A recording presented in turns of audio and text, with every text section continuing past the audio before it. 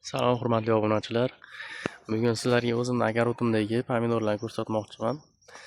Oddiy pomidor, lekin men buni ko'rsatishim sababi, men bularni 10-may sanasida ekkanman. Juda jazirama issiqda.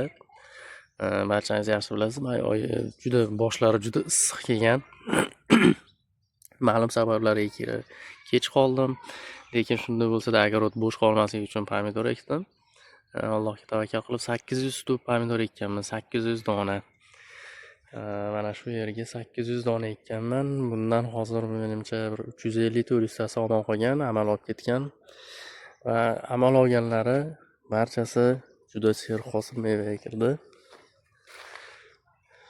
Mana ko'rishingiz mumkin, gullashni boshlagan va mevalar ham ushlashni boshlagan.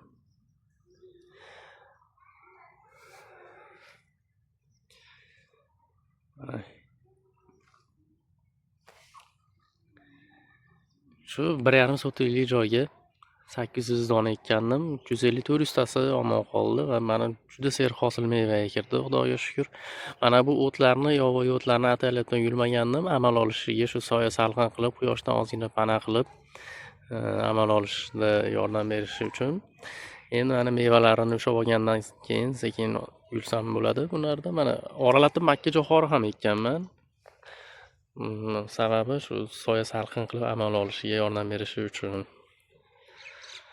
Mana Xudo xolasa bugun 15-iyun sanasi bo'lsa,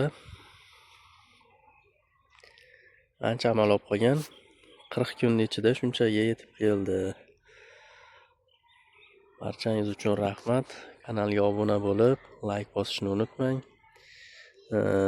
Pomidor yetishtirishda baribir barchangiz tajribangiz bor. Yana birorta bir qo'shimchalar bo'lsa kommentariyada yozib ketishni unutmang.